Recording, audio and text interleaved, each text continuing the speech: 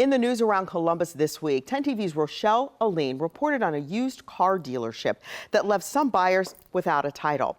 You'll also see what experts say you can do to protect your next car purchase. Also, we took a look at a proposal to support firefighters and EMS workers who may be struggling with drugs or alcohol. Plus, we learned more about a proposed Ohio bill that aims to hold dog owners accountable for attacks. It's new legislation inspired by a young Reynoldsburg girl with an amazing inspirational story after she was brutally attacked by dogs last summer.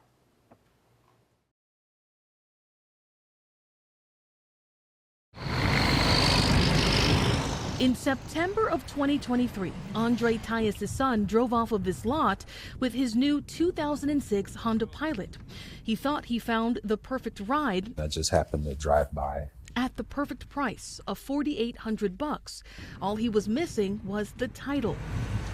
She kept putting off the title, saying that they have a new title company they're working with and that they did not send the title yet. Months later, in a letter he wrote to the owner, Tyus said if he didn't get the title, he would return the car.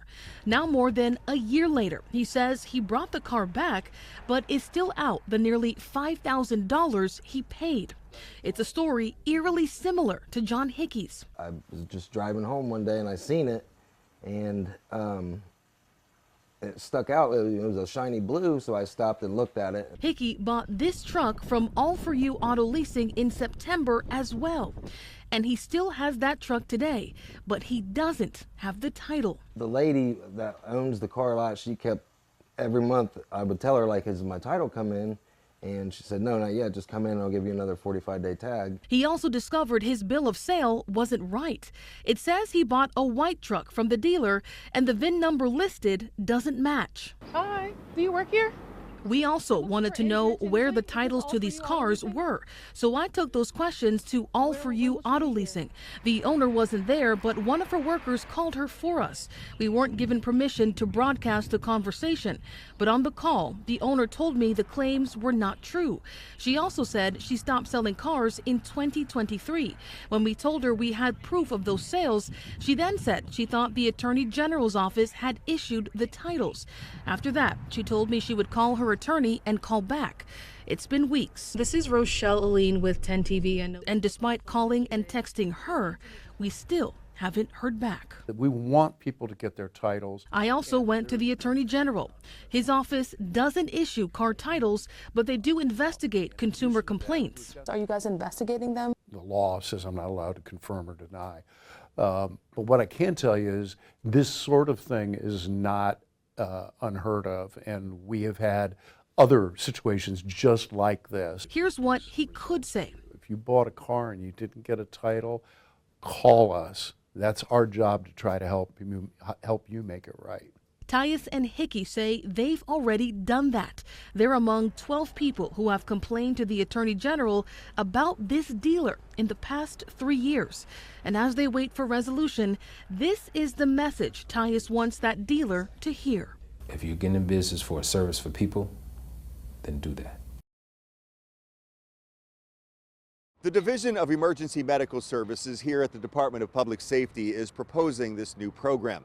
A firefighter we talked to knows all too well about the stresses of the job. It's a hard truth, actually, that more firefighters and police officers die by suicide than actually in the line of duty. And you came very close to taking your own life. Yeah, back in 2019, I came dangerously close to taking my life. And honestly, my son walked down on me that night and caught me in the act. And he took my guns from me, and honestly, it's pretty much what saved my life. I should probably be a statistic right now. Tommy Bolin is not a statistic, but the stats do bear out the job-related stresses the 30-year Central Ohio firefighting veteran lieutenant has overcome.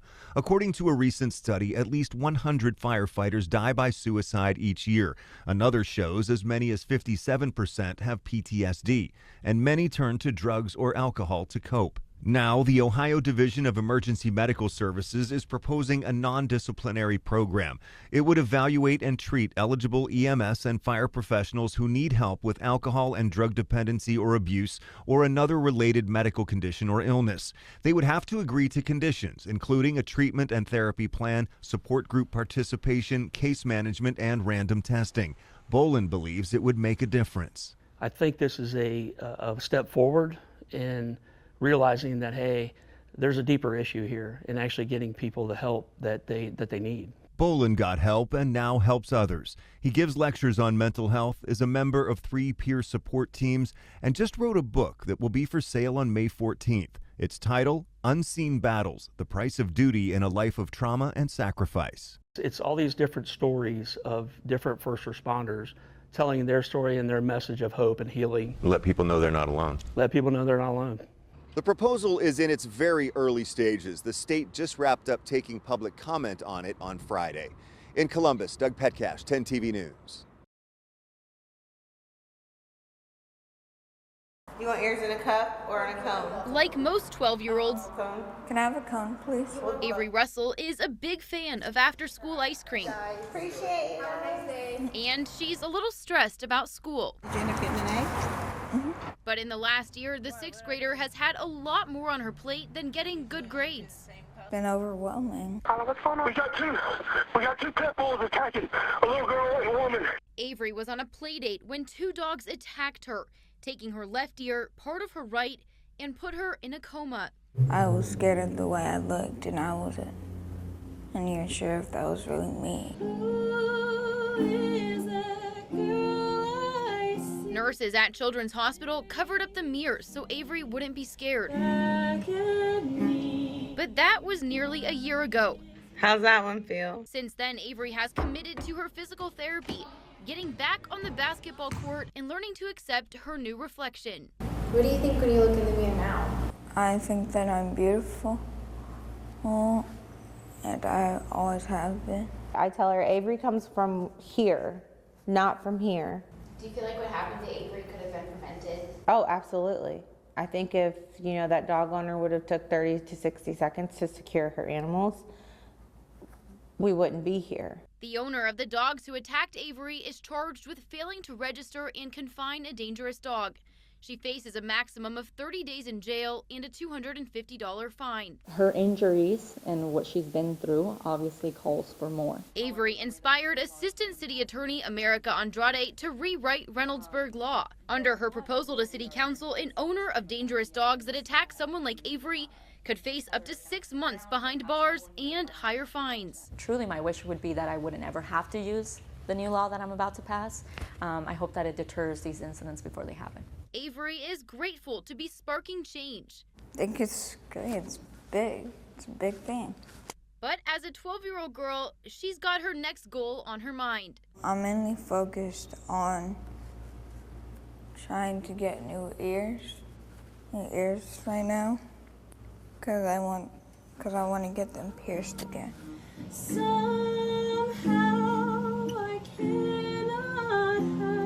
She's also celebrating how far she's come from that girl in the hospital bed to finding confidence in her reflection. Reporting in Reynoldsburg, Carla Rogner, 10 TV News.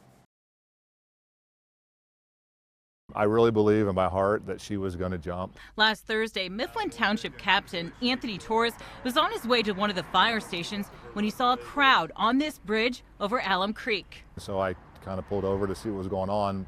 Then I immediately saw somebody, I should say, on the fence, straddling the fence that's a bridge over Alum Creek.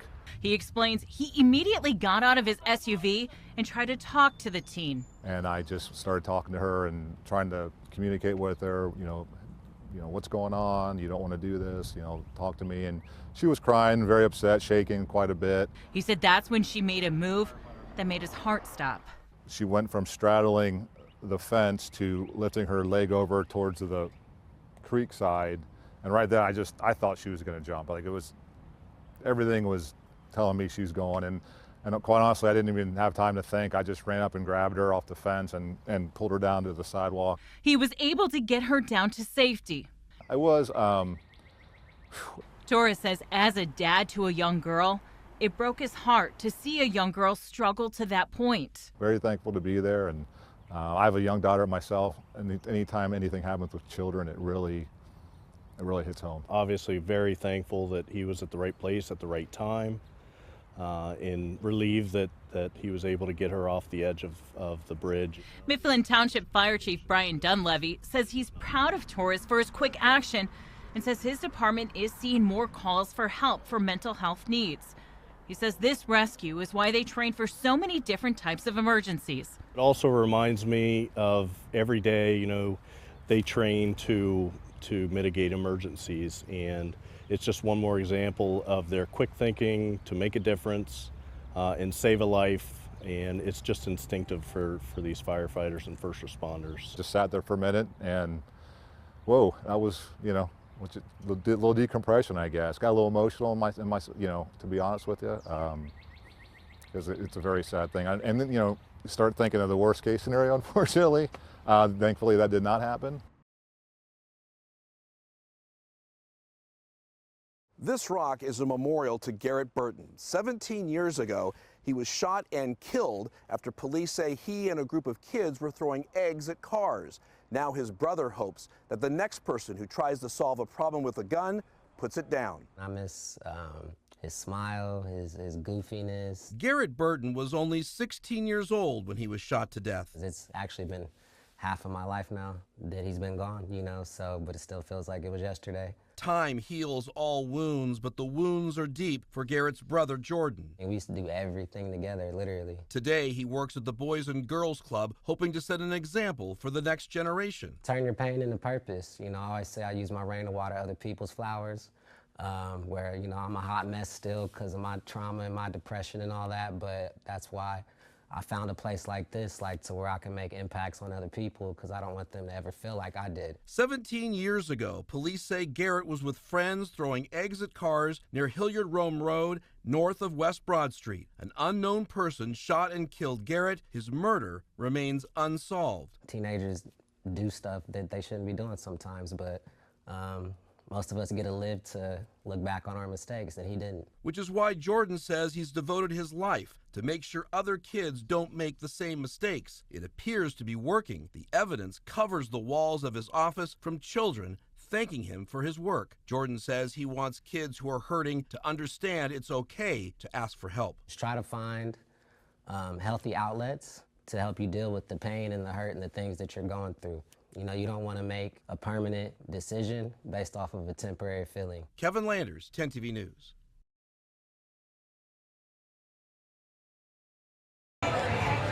The short north will be filled with thousands of people this weekend. Hops on High will kick off a summer full of events in the neighborhood.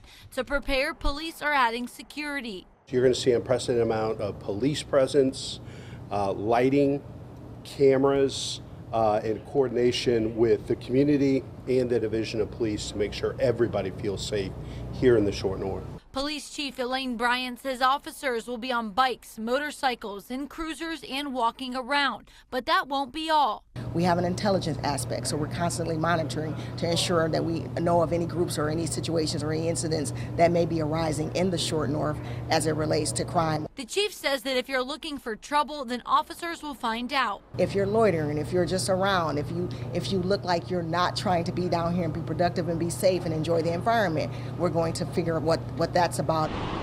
We spoke to people today walking around the Short North to find out how they feel about safety. I'd say during the day I feel pretty safe. At night it can get a little shaky. Keandra Clark says she's lived in the neighborhood for 5 years, and she's happy to hear that there will be more police presence, especially at night. I feel like once it gets late out, that's when it starts getting a little bit more scary to be out. The Short North Alliance says with all the security changes, they hope to make everyone feel safe in the Short North this summer. Short North is a high entertainment district, and we know that there will be a lot of people here in Short North. So our officers are going to be responding accordingly to make sure that we are addressing those concerns.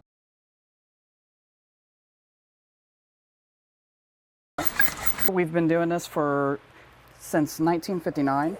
At Josie's Pizza in Franklinton, drop right on the top, comes right out the bottom. The past has always guided the future. I'm still using the handwritten notes my grandpa made back in the day. The family-owned business has survived COVID, and now a new concern is on the horizon, a possible recession. Co-owner Austin Catalfina says he's starting to see a change in customer traffic. So you don't see as many frequent customers as much. Usually you see a customer 2-3 days a week. Sometimes you might see them 2 days a week. He says food prices have remained steady except for cheese. Just like the old days, Catalfina says he has no plans to do a pie on the cheap or pass along the added cost. We don't care if it goes up another $15 a case on it. We'll still spend the $15 and we'll eat the cost if we have to. As the cost of living rises and people pull back spending, concerns of a possible recession are becoming real.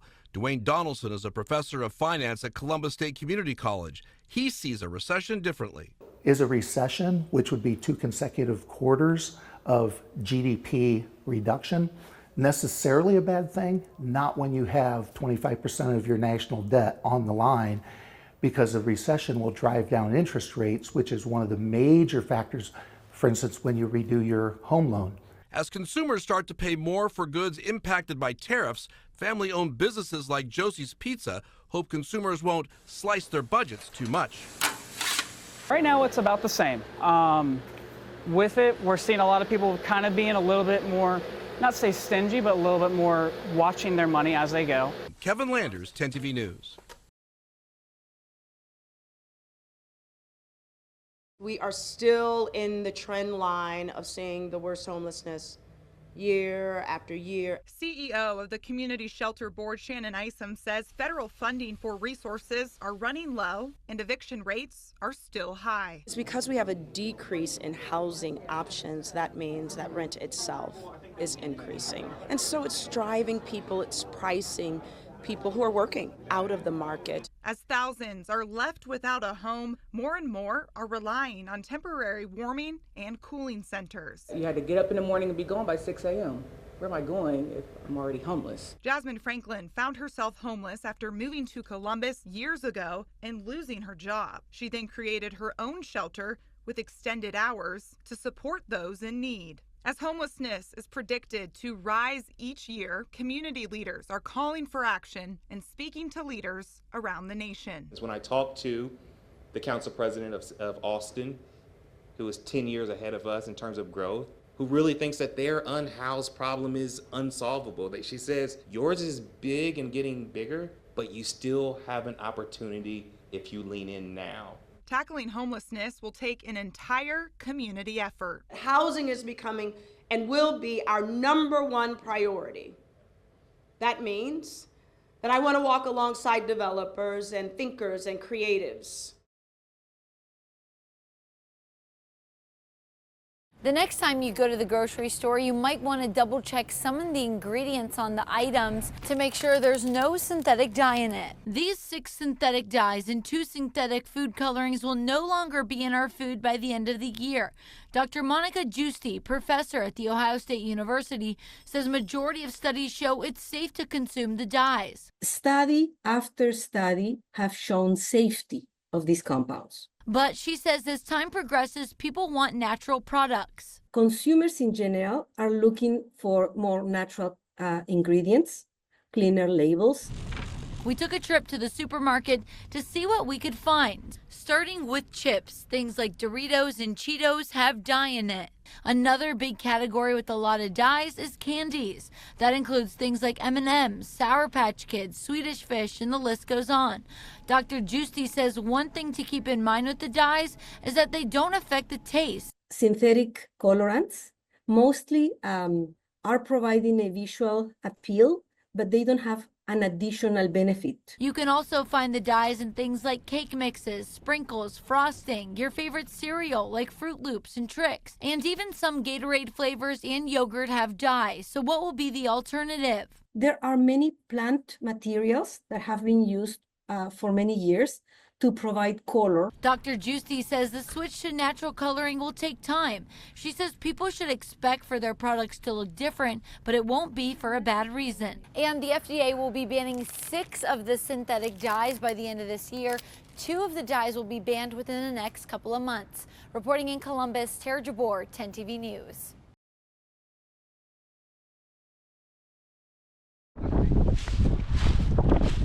Put yourself in Robin Mobley's shoes. During the time that I was fighting, I was recovering from lung cancer.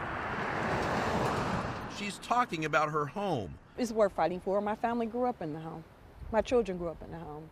I have a son that can live in this property. Yeah, so it's worth it. a home Mobley says was snatched away without her knowing. I saw the deed and I was like, I didn't sign that. I didn't do that document. Mobley's home was paid off and she was planning to sell it. She says the buyer agreed to buy the home and pay the property taxes. When did you first realize that you had been scammed? Actually, I got a letter in the mail from Montgomery County. While she was still living here, she says the buyer filed a quitclaim deed, giving him ownership without her knowing. It wasn't until years after she moved out that she learned the home was no longer in her name. That was in 2023, 11 years after the buyer filed this quitclaim deed. Mobley says not only was her signature forged, but so was the notary stamp. And one other thing, her marital status was omitted from the document, a red flag for authorities. They were going to foreclose on the property, and I was like, foreclose on the property for what? And that's how I found out about the taxes. The tax bill, about $17,000. Blindsided, Mobley says she went to the auditor's office and the prosecutor's office, fighting to prove her signature was forged. It didn't work. By law, she had to go to trial to prove her innocence. She represented herself and won. I had to have a trial. I had to go to court. I had to prove. I had to file things just to say, hey, this is my property. I did not sign this. And it took a lot of time and a lot of effort. The victory was short-lived. The attorney representing the now deceased defendant fought back. The attorney that's representing the deceased person that stole my property, he filed in second appellate court. Mobley won that case too, but there's a chance the case could be appealed to the Ohio Supreme Court. Franklin County Auditor Michael Stinziano helped launch the Deed Fraud Strike Force in 2024. Out of concern for this growing problem, he says lawmakers need to empower auditors with more power to stop the so-called title pirates. We would like a little more authority, maybe slow down the process, be able to ask additional questions. He says less than 1% of Franklin County deeds are fraudulent, but current law doesn't provide any guidance or authority to the county auditor to stop a fraudulent transfer from occurring when the deed is filled out correctly. And Franklin County doesn't require both parties to appear for a quitclaim deed. I know, again, other counties are requiring with parties showing up. If that's deemed the best practice, we'll implement it. To combat deed fraud, Franklin County created a free electronic property notification system. Homeowners who sign up get immediate alerts to any actions on their homes. 36,000 people have joined. Even though you get the alert about it, the county is still going to make you get an attorney. It's a system Mobley didn't have access to. She now urges homeowners to sign up to protect their deeds from title pirates, an experience she doesn't wish on anyone. When I was sick dealing with the cancer and recovering from cancer, I couldn't stop fighting. That's how upset I was. Kevin Landers, 10 TV News.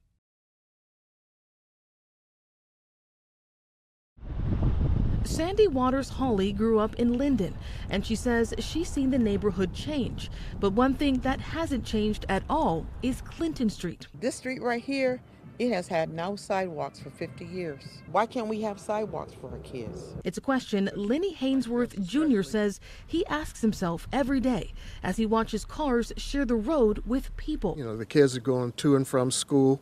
You know, they pretty much have to walk in the street. The problem stretches nearly a mile down Clinton, past houses where Sandy and Lenny say kids and seniors live. Why do you think that the city hasn't just come out here and fixed it? I don't know. I've asked for them, and it hasn't been done, so no, we just do the best we can. I have deep roots in this community. We took their concerns to Delina Scales. She grew up in Linden, and now she's the neighborhood liaison. And she says getting a new sidewalk can take a long time. If you want to see change on a street like Clinton, Scales says you need to be loud and persistent on 311. So basically blow up 311. Yes, ma'am. Call them.